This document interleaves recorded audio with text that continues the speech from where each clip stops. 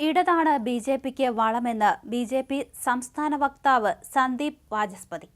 കേരളത്തിൽ ബി.ജെ.പി ഒന്നാം സ്ഥാനത്തെത്തിയ 11 നിയമസഭാ മണ്ഡലങ്ങളും ഇടതുപക്ഷം കൈവശം വച്ചിരിക്കുന്നതാണെന്നും സന്ദീപ് പറഞ്ഞു.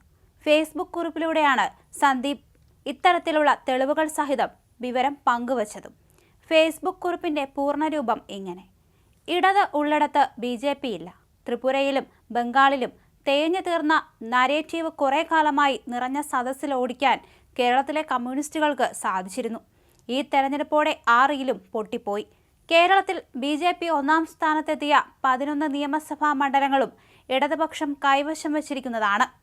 അതിൽ തന്നെ 9 എണ്ണം CPM പ്രതിനിധികളാണ്.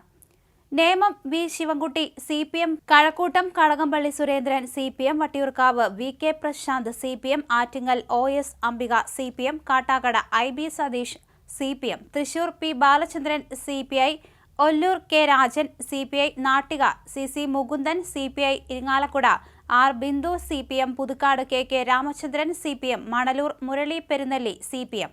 ഇനിയെങ്കിലും ഇടതുണ്ടെങ്കിൽ ബി.ജെ.പി ഇല്ല എന്ന കാസറ്റ് മാറ്റി ഇടതാണ് ബി.ജെ.പിക്ക് വളം എന്ന് ഇടണമെന്ന് സഖാക്കളോട് അഭ്യർത്ഥിക്കുകയാണ്. ഇങ്ങനെയാണ് ഇന്ന് സന്ദീപ് കുറിച്ചത്. അതേസമയം സുരേഷ് ഗോപിയുടെ വിജയം കേരള രാഷ്ട്രീയത്തെ അടിമുടി മാറ്റിമറിക്കുമെന്ന് ബി.ജെ.പി സംസ്ഥാന വക്താവ് സന്ദീപ് വാചസ്പതി പറഞ്ഞു. ബി.ജെ.പിയിൽ ചേർന്നത് മുതൽ സുരേഷ് ഗോപി അനുഭവിച്ച ഇകഴ്ത്തൽ സമാനതകളില്ലാത്തതായിരുന്നു. അതിനെല്ലാമുള്ള മറുപടിയായിരുന്നു വിജയമെന്നും സന്ദീപ് വാചസ്പതി പറഞ്ഞു. ഫേസ്ബുക്ക് കുറിപ്പിലൂടെയാണ് സന്ദീപ് വാചസ്പതിയുടെ വാക്കുകൾ. തൃശൂരിന് നന്ദി. ജീവരക്തം ചൊരിഞ്ഞ 100 കണക്കിന് പ്രവർത്തകർ, ജീവിതം നൽകിയ 10,000 കണക്കിന് സഹപ്രവർത്തകർ, ലക്ഷക്കണക്കിന് പ്രവർത്തകർ ഇന്നും നേരിടുന്ന അവഹേളനം, അപഹസിച്ച എതിരാളികൾ എല്ലാറ്റിനുമുള്ള മറുപടിയാണ് സുരേഷ് ഗോപിയുടെ വിജയമെന്ന് സന്ദീപ് വാചസ്പതി കുറിച്ചു. ബി.ജെ.പിയിൽ ചേർന്നത് മുതൽ ഈ മനുഷ്യൻ അനുഭവിച്ച ഇകഴ്ത്തൽ സമാനതകളില്ലാത്തതായിരുന്നു. എല്ലാത്തിനും ചേർത്ത് മറുപടി നൽകിയ തൃശൂരിന് ഒരിക്കൽ കൂടി നന്ദി. ഈ മഹാവിജയത്തിനു വേണ്ടി രാപ്പകൽ ഭേദമന്യേ കൈയും മെയ്യും മറന്ന് കഷ്ടപ്പെട്ട തൃശൂരിലെ പ്രവർത്തകർക്ക് കേരള രാഷ്ട്രീയം ഞങ്ങൾ തിരുത്തിക്കുറിച്ചെന്ന് അഭിമാനത്തോടെ പറയാമെന്നും സന്ദീപ് വാചസ്പതി കൂട്ടിച്ചേർത്തു.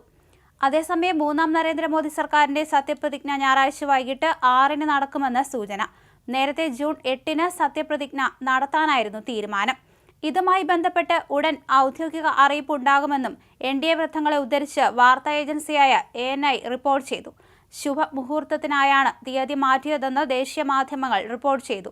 ബംഗ്ലാദേശ് പ്രധാനമന്ത്രി ഷെയ്ഖ് ഹസീന, ശ്രീലങ്കൻ പ്രസിഡന്റ് റെനിൽ വിക്രമസിംഗെ, നേപ്പാൾ പ്രധാനമന്ത്രി പുഷ്പ കമൽ ദഹാൽ, US ദേശീയ സുരക്ഷാ ഉപദേഷ്ടാവ് ജേക്ക് സളിവൻ തുടങ്ങിയ ലോക നേതാക്കൾ ചടങ്ങിൽ പങ്കെടുക്കും.